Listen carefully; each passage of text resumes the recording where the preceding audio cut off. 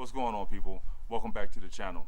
So check it out. In today's video, I wanted to give you guys an update on our do-it-yourself slow drip water gravity fed system, right? The one that we did last year with the bucket, right? The slow drip irrigation system, right?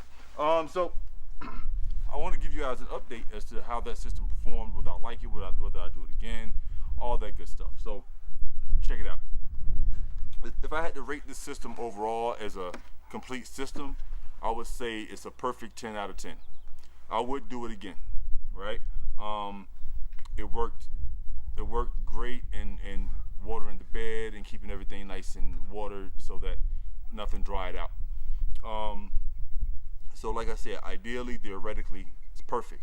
But if I had to grade it on a component basis, you know, break it down to the actual components, I would have to give it, it's gonna score a lot less, actually just in one area.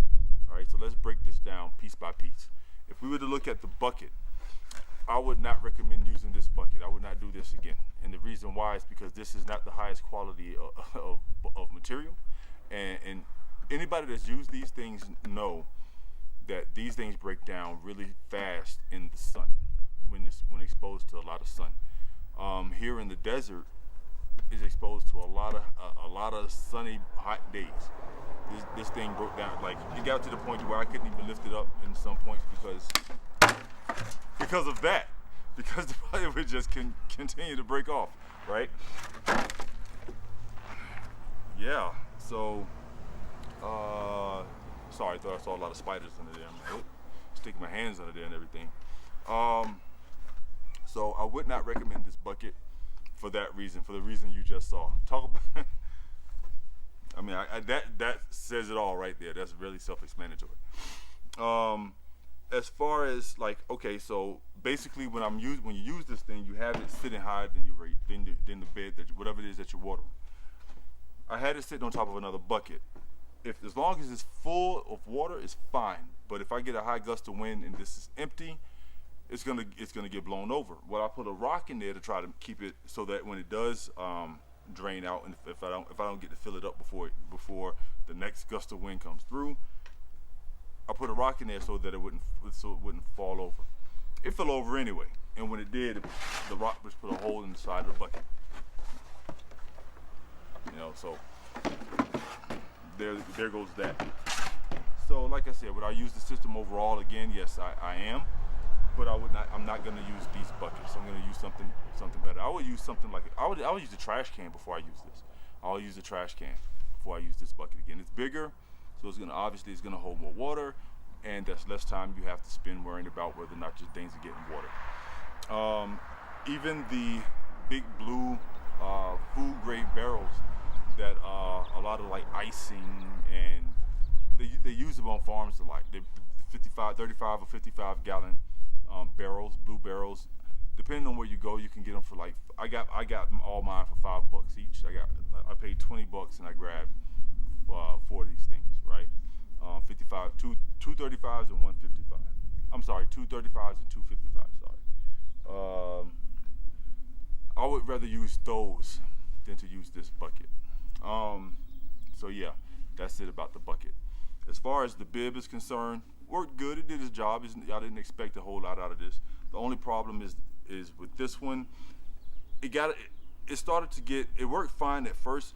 So basically what happens is when you set this system up, you're gonna have to play with the bib and you're gonna have to play with your drippers to find the perfect balance of flow of how much you want to come out, and then so that you can be like, okay, I'm gonna leave it there, it's done.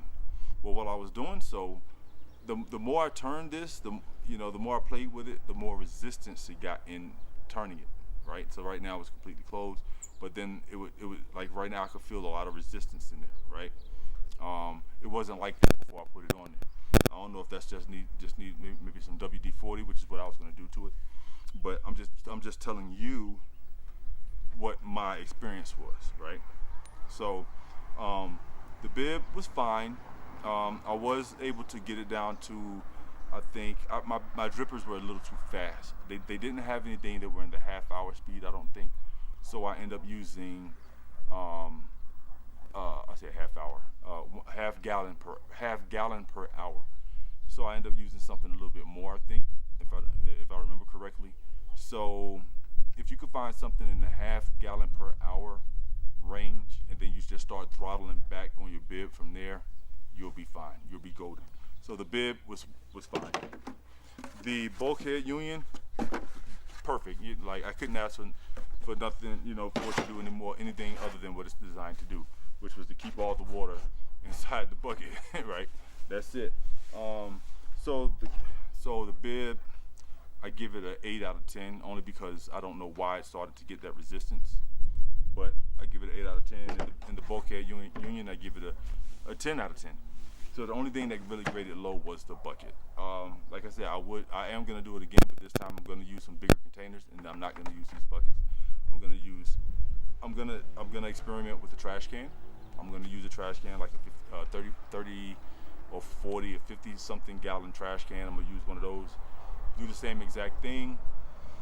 And I'm gonna try to be smart with my placement, so that if it once it gets empty, it's not blowing all over. Even if I have to build something to kind of keep it straight, or I can tie it to a tree, tie it to a post or something, you know, just to keep it from, you know, blowing over and blowing away. The reason why that's a problem within itself is if once again we get a lot of high winds.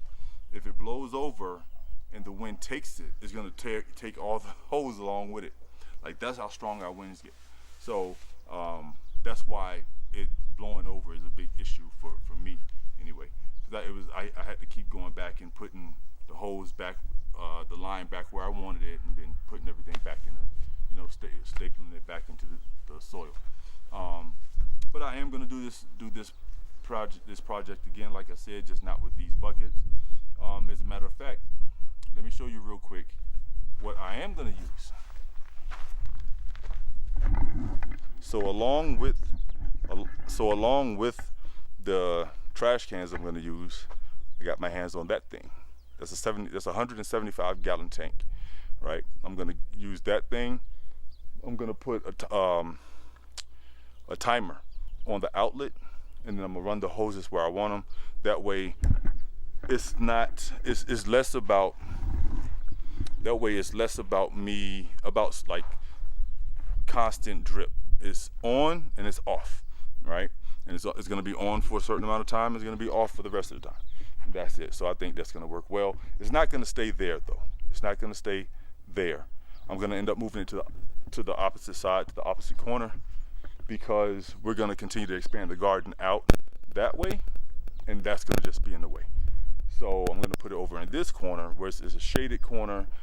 Can't grow a lot there because there's a lot of shade, doesn't get a lot of sun. So I'm gonna put it there, probably put it on some bricks, and take it from there. So guys, that's it. That's my update to the slow drip irrigation bucket. I do like it. Like I said, I do like it overall as a system. However, I'm not a big fan of the bucket, as you can probably tell. So there it is, y'all. So tell me what you think. Did you guys get to try it last year? If so, how did it work out for you? Let me know. Let everybody know, right? But until next time, ladies and gentlemen, y'all take care. Later.